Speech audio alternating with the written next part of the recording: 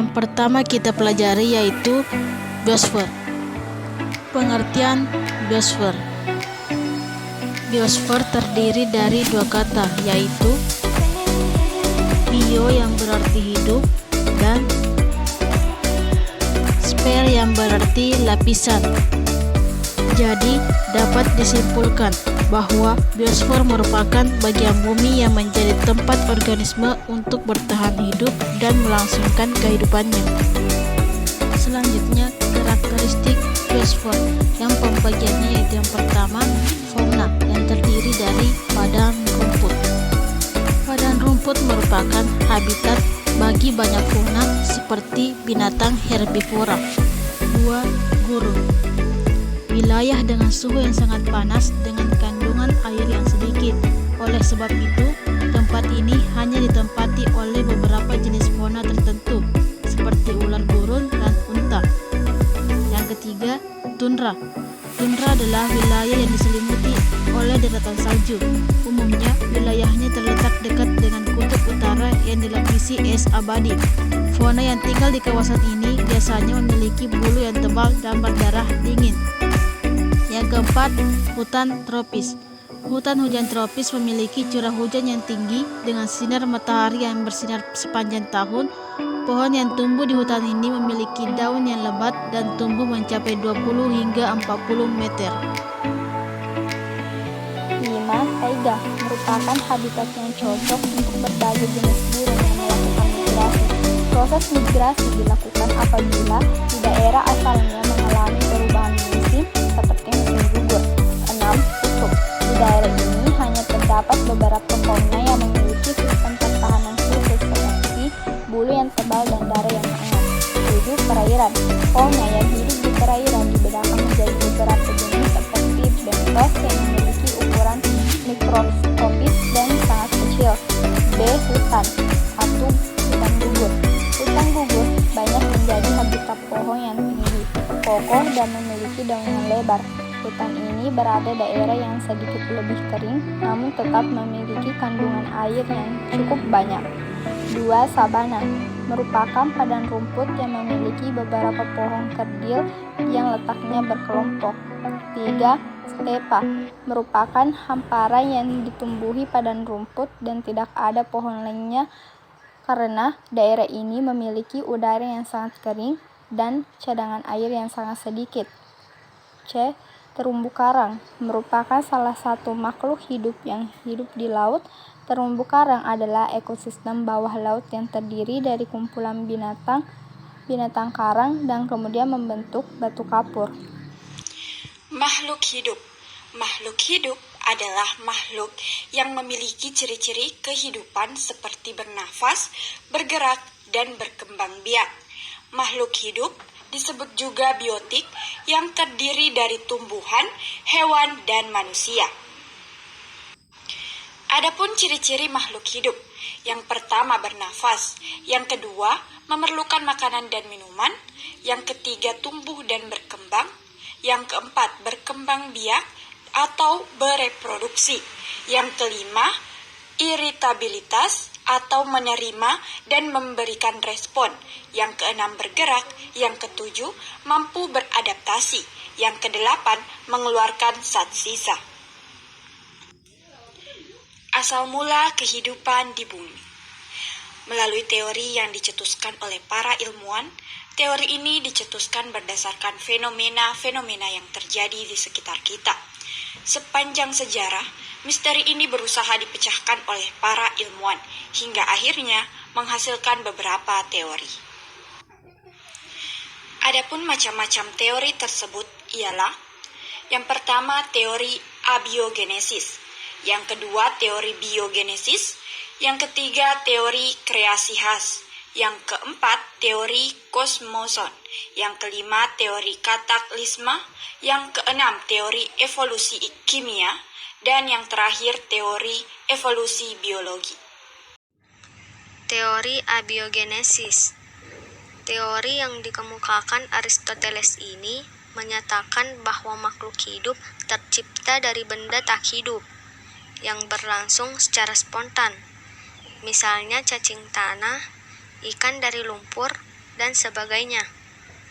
Francesco Redi.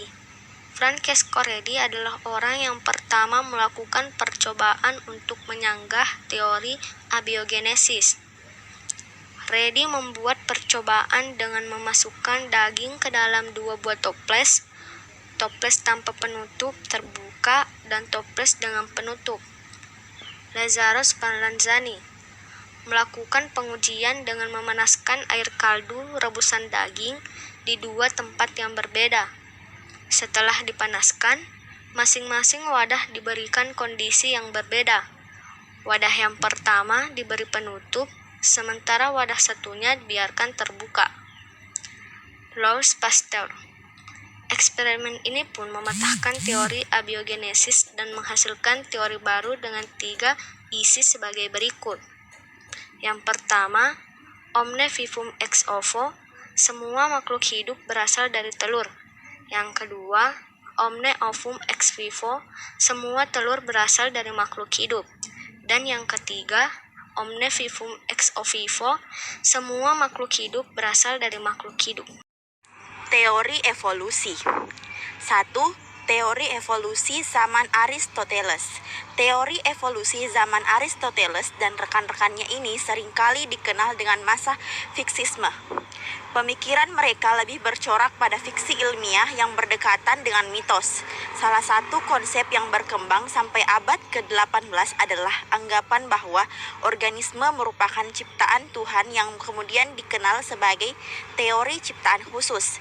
Selain itu, mereka juga berpendapat bahwa cacat pada anggota tubuh merupakan kutukan, bukan perubahan makhluk hidup akibat seleksi alam maupun mutasi genetik. Demikian menurut penjelasan Victoria Healy dan DKK dalam bahan ajarnya. 2. Teori evolusi menurut Carolus Linnaeus. Ia membuat suatu ketentuan dengan cara mencari keteraturan posisi antar makhluk hidup dengan cara mencari persamaan sifat serta mengelompokkan yang serupa di dalam sebuah kelompok dan dilakukan secara berjenjang dari muali yang terendah yakni takson spesies hingga yang tertinggi atau takson kingdom. 3. Teori evolusi menurut Erasmus Darwin. Teorinya berbunyi jika evolusi bisa terjadi akibat bagian fungsional pada stimulasi yang diwariskan. Ia juga menyusun sebuah buku berjudul Zoonamia yang isinya menentang teori evolusi milik Lamarck. Yang keempat, teori evolusi menurut Charles Darwin. Dalam teorinya, Charles Darwin menyatakan jika evolusi bisa terjadi karena proses seleksi alam, sehingga teori dari Charles ini juga disebut dengan teori seleksi alam.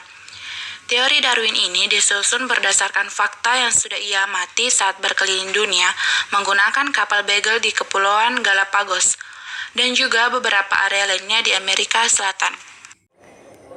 Geografi kehidupan. Geografi kehidupan atau biografi adalah pembagian wilayah berdasarkan kondisi geografi yang terkait dengan kehidupan yang terdapat di dalamnya. Jadi, pembagian wilayah di bumi yang dikaitkan dengan kehidupan tumbuhan dan hewan. Ada satu pembagian wilayah menurut iklim, menurut daerah tropik. Yang pertama, daerah tropik itu terletak di sepanjang khatulistiwa antara 23/2 lintang utara dan 23/2 lintang selatan beriklim panas. Matahari bersinar sepanjang tahun. Perubahan suhu antara Januari sampai Desember sangat sedikit. Curah hujan sangat tinggi, merata di sepanjang tahun antara 200 sampai 225 tahun.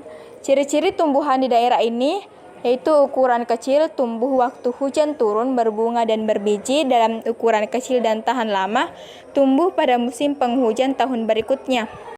Daerah subtropik terletak di daerah antara 23/1/2 0 sampai 66 1/20 lintang utara atau lintang selatan. Iklimnya disebut iklim sedang. Terdapat 4 musim. Yang pertama musim panas, musim gugur, musim dingin, dan musim semi.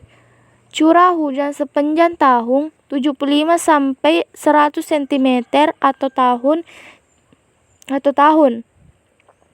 Ciri-ciri biomanya, hutannya merupakan hutan luruh gugurnya daun merupakan persiapan untuk datangnya musim dingin bersemi kembali setelah musim dingin selesai. Pada musim dingin terdapat salju, jumlah tumbuhan di kawasan subtropik lebih sedikit, anamanya tinggi, jarak antar pohon tidak rapat dan hampir tidak ada perlu di bawahnya. Daerah kutub terletak di daerah antara 66/2 sampai dengan 900 LU atau LS. Pada musim panas, matahari bersinar lebih dari 12 jam sehari. Pada musim dingin, matahari kurang dari 12 jam sehari. Biomanya yang khas di daerah beriklim dingin adalah hutan taiga yang pohonnya terdiri dari satu jenis spesies atau homogen. Pohon khasnya adalah konifer. Hewan yang hidup di kawasan taiga adalah mus dan beruang hitam. Pembagian wilayah binatang. Bagian A, daerah oriental, yaitu Asia Selatan, Asia Tenggara, Indonesia bagian barat dan selatan, sebagian sebelah utara pegunungan Himalaya. Binatangnya adalah gajah, harimau, kerbau, tapir, dan kera. Bagian B, daerah Australia, yaitu Indonesia bagian timur, Australia, dan pulau-pulau sekelilingnya. Binatangnya adalah kanguru, kucing, koala, tupai terbang, wombat, dan bandikat. Bagian C, daerah Palearktik, yaitu Asia Utara dan Eropa. Binatangnya adalah reindeer, beruang, bison, kambing bertanduk besar, keledai liar, kucing kutub, hedgehog. Bagian D, daerah Ethiopian, yaitu benua Afrika. Binatangnya adalah singa, gajah, jerapah, kuda nil, dan gorila. Bagian E, daerah neotropikal, yaitu Amerika Selatan.